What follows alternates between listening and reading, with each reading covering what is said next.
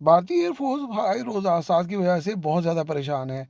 हाल ही में Dubai air show में होने वाले हादसे ने भारतीय फ़ज़ाइया और भारतीय हुकूमत के लिए बहुत सारे मसाइल पैदा कर दिए हैं, क्योंकि तैयारों की शदीद कमी जो है वो एयरफोर्स को दरपेश है। इसके अलावा हादसात की वजह से कई लोग जो हैं, जो ख़ास तौर पे पायलट जो हैं, जो बड़ी मुश्किल से बनते हैं और बड़े उस पे ख़र्चा आता है और एक फ़ैमिली होती है उसके पीछे, जिस पे हम लोगों को भी बड़ा अफ़सोस है। लेकिन ये है कि भारतीय फ़ज़ाइया और भारतीय हुकूमत इस पर कोई भी बात करने को तैयार नहीं है और ना ही कोई उनके पास लाहे-अमल है। सिर्फ़ एक काम किया जाता है कि एक ऐसी अफ़वाह जारी कर दी जाती है ताकि उस वाक़ये की जो अहमियत है, उसको कम किया जा सके।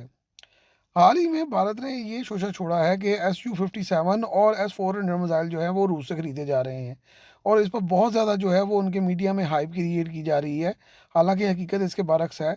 ऐसी कोई जो है वो डील नहीं होने जा रही। हाँ, भारत को रूस ने कई बार ऑफ़र की है और बड़ी शानदार ऑफ़र्स की हैं, लेकिन हकीकत ये है कि भारतीय फ़ज़ाइया और हुकूमत इन हथियारों की खरीदारी में कतई भी दिलचस्पी नहीं रखती, क्योंकि इन्होंने अमेरिका को लिख के दिया हुआ है कि हम लोग जो है वो रूसी हथियार और रूसी तेल जो है वो नहीं खरीदेंगे। अब इसी सूरत हाल में जबकि अमेरिका के साथ उनका 10 साला मुआहदा हो गया है और इसी पे बेस कर रहा है उनका टैरिफ का जो मुज़ाकरात चल रहे हैं, तो ये कैसे मुमकिन है कि वो सारा कुछ छोड़कर SU-57 और S-400 मिसाइल जो है वो जाकर खरीद लें रूस से। भारतीय फ़ज़ाइया और हुकूमत इन हथियारों की खरीदारी में कतई दिलचस्पी नहीं रखती और ये दैट इज़ फॉर श्योर है। इसकी सबसे बड़ी वजह अमरीकी प्रेशर है। एक तरफ भारत की तजारती गर्दन को पकड़कर भारत को इस बात पर मजबूर किया गया है कि भारत रूस से खाम तेल और हथियार नहीं खरीदेगा। भारत इन मामला पर बिल्कुल रजिस्ट नहीं कर सकता और ना ही उन्होंने इस पर रजिस्ट किया है। उसकी बड़ी वजह ये है कि अमेरिका की बहुत बड़ी लॉबी जो है वो इंडिया में बहुत ज़्यादा मजबूत हो चुकी है और भारतीय माशियत जो है वो मुकम्मल तौर पर अमरीकी और यूरोपी, ख़ुसूसन अमरीकी जो सारे मामलात हैं उस पे की मरून मिन्नत हो चुकी है। तो इसलिए भारत ये अब कर ही नहीं सकता कि वो अमेरिका के नरगे से निकल सके। भारत को रूसी तेल और हथियारों की खरीदारी से रोकने की सबसे बड़ी वजह ये है कि भारत पहले भी रूस की करेंसी में जो है वो तेल की अदायगी कर रहा था, रूबल में।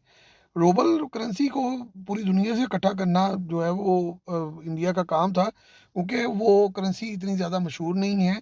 तो इंडियंस जो थे वो रूबल पर बहुत ज़्यादा इन्हिसार करते थे, क्योंकि उन्होंने उससे तेल खरीदना होता था। लेकिन कहानी में ट्विस्ट उस वक़्त आया जब भारत पिछले चंद माह से चीन की करेंसी में जो है वो तेल खरीद रहा था रूस से।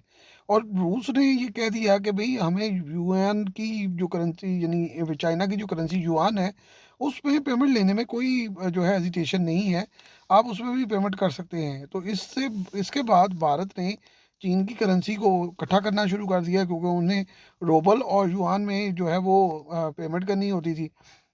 इस वजह से ना सिर्फ रूस की करेंसी मजबूत हो रही थी, बल्कि चीन की करेंसी भी बहुत मजबूत हो रही थी, क्योंकि पेमेंट के लिए बहरहाल उसकी उतार चढ़ाव नहीं हो रहा था ज़्यादा और पेमेंट के लिए उनको युआन चाहिए। और अगर वो मार्केट में उनकी डिमांड ज़्यादा है तो फिर उसकी कीमत भी ज़्यादा हो जाती है।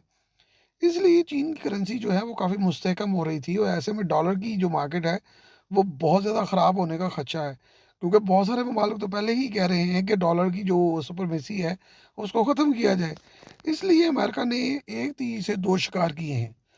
अमेरिका को ये परेशानी लग गई थी कि अगर ये सिलसिला चल गया तो डॉलर के लिए बड़े मसाइल पैदा हो जाएंगे और फिर ब्रिक्स की करेंसी आ रही है। तो इन्हीं मामलात को रोकने के लिए भारत को मजबूर किया गया कि वो ये मुआहदा जो सारे कर रहा है उसके साथ उसकी जो पेमेंट्स कर रहा है उसको फौरी तौर पर बंद कर दें।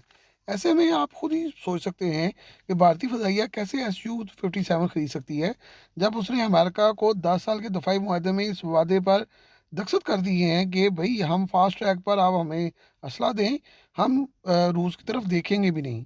एंटी टैंक मिसाइल और आर्टिलरी रॉकेट्स की जो 97 मिलियन डॉलर की कंसाइनमेंट तो अभी इसी वजह से रवाना कर दी गई है। अपाची हेलीकॉप्टर भी इसलिए रोके गए थे कि दफाई मुआहदात और दीगर जो कंडीशंस थी उनको पूरा करना ज़रूरी था, जो उनको पूरी अमेरिकन को होती नज़र आई कि नहीं हो रही।